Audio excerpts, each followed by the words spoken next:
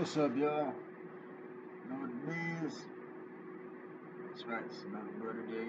Welcome to Mining and Prospecting 101. Today, I'm going to show you how to classify and stratify. And if you've been watching these little videos, I hope you found something to talk about, something to share with your friends, a little, you know, pardon the pun, a few little nuggets of information for whatever your purposes might be. Exploring, living your dreams, living your nightmares, probably both. Better to live your dreams. I encourage you to live your dreams. Do that. Don't devote your whole life to a job. Get a good education. Go to college if you can and get out of college. I'm going to tell you what I tell my 16-year-old son. It doesn't matter how fucking smart you are in this world. If you don't have that paperwork to back up your knowledge, you will not be allowed to share your knowledge. Make sure you got your paperwork. I don't care if you're 80 blind, crippled, or crazy. You get your paperwork and your life will be smooth. If you ain't got your paperwork, your life's gonna be a problem. I used to have a friend back in DC. He would say, man, you either gonna pay the government on the front side or you gonna pay the tax man on the back side. And that's true. You either gonna pay taxes or you gonna pay fines. You either gonna pay it at the courthouse or you gonna pay it at the jailhouse. So if you get your paperwork straight, you can pay it at the courthouse. It's a lot cheaper. It's a lot easier. And some people are intimidated by suit and tie situations, but I'd rather be in a suit and tie situation than a county jailhouse suit situation. That's fucked up. No comment. I'm gonna teach y'all how to stratify today, okay? I'm gonna teach you how to classify. They're really one and the same thing. It's basically breaking down big rocks into little rocks, except the elements in nature have already eroded the rock. Out here in New Mexico, you can look at the geology, but it's a really interesting geological structure out here along the Rio Basin. You're gonna have to look all that up. It's too long for this video, but it's amazing. You've got granite, shears, sandstone, shales, and a few million years ago, this was not a desert, it was an ocean. The ocean actually came all the way into New Mexico. So there are shark teeth out here you can find, and they're worth money, and coral reef fossils, and all kinds of things you can find in the fucking mountains. They used to be underwater. And you can tell when I'm excited about something, man. I get a little choked up, so I'm sorry about that. I get a little choked up, man. But I am. I'm excited about geology. It's amazing to me. When I was a kid in high school, this shit was kind of like, it's rocks. It gives a fuck to walk on it.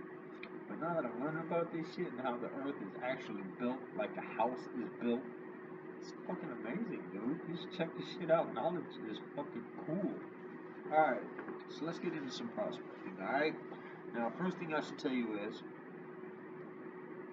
I haven't found enough raw material to amount to any kind of real cash flow. The total cash flow I found, it hasn't all been gold. There have been some other things along the way that were nice surprises.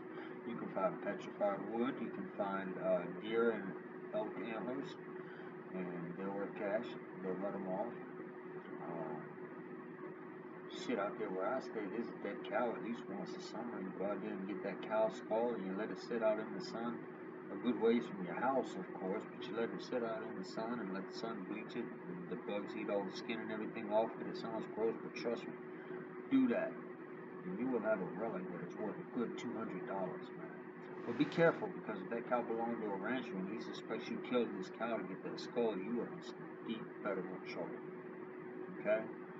If you're out there where I live, I know all of the ranchers around me. If I see a dead cow, I just go to Mr. Socorro or whoever it might be, and I say, hey, one of your cows passed away out there. I think a rattlesnake got it or whatever happened to it. I don't carry any guns. He knows that. Mr. Socorro is a good shot. I don't need a gun. Mr. Socorro lives about 3 miles away from me. He is my nearest neighbor. When I first got here, I had to relocate because I had my GPS a little fucked up, so I was on the wrong plot by about a quarter mile. When I first got here, Mr. Socorro was my nearest neighbor 3 miles away, and trust me, you better not fucking trespass on his property. he will hit you from a quarter mile. He is a trained sharpshooter with the U.S. Army. He's 60 years old now, but he's got good eyes. He'll shoot the fuck out of you, son. And he told me he used to watch my house, man. He used to people coming to my house, man. He had a scope on them all day. I just said thank you. He was the guy I used to get my water from. I had my water delivered from him for a little while. He was the first one to offer. Thank you, Mr. Socorro, so much. I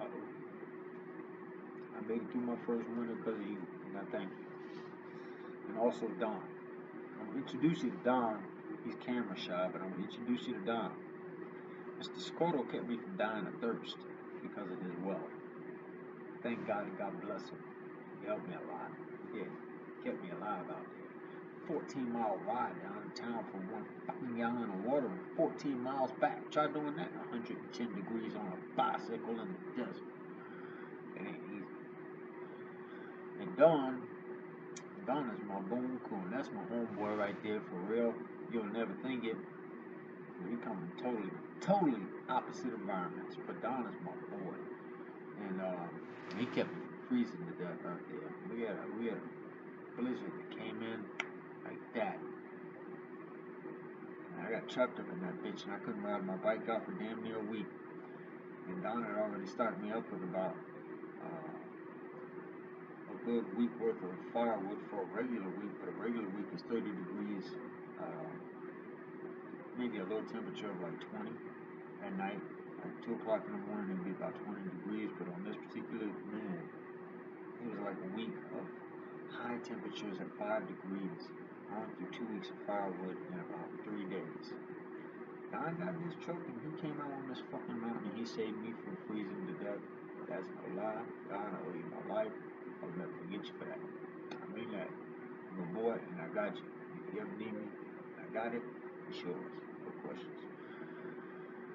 You're a dickhead on the prospect, you know, Don, because you said you was going to take me riding around and do some things. You always got a reason why you can't fucking give me a ride to go get some shit. But it's alright. I'm going to get a car and I'm going to take your ass fucking prospect. I'm going to South or something.